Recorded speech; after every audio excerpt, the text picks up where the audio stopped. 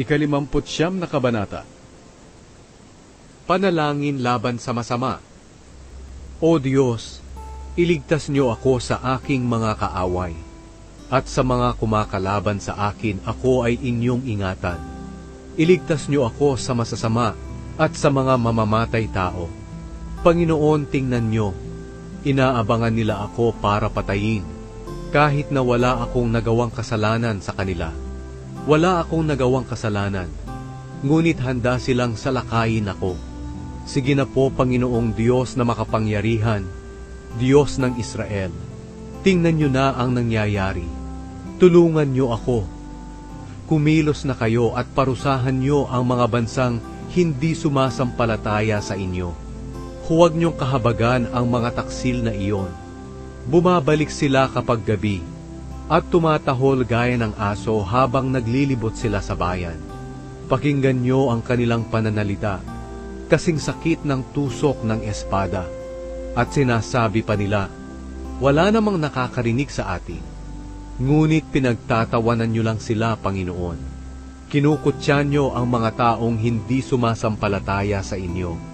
O Diyos, Ikaw ang aking kalakasan.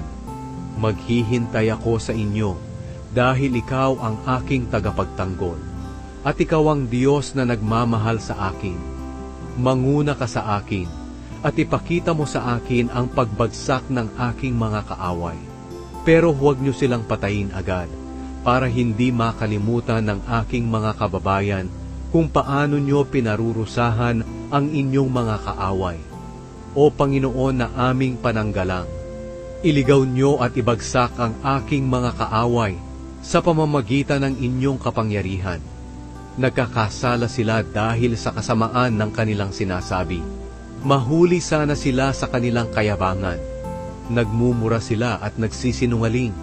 Kaya sa inyong galit, lipulin niyo sila hanggang sa sila'y maglaho. Sa gayon ay malalaman ng buong mundo na kayo, O Diyos, ang naghahari sa Israel. Bumabalik ang mga kaaway ko kapag gabi, at tumatahol gaya ng aso habang naglilibot sila sa bayan. Naglilibot sila para humanap ng pagkain at umaalulong kapag hindi nabusog. Ngunit ako ay aawit tungkol sa inyong kapangyarihan.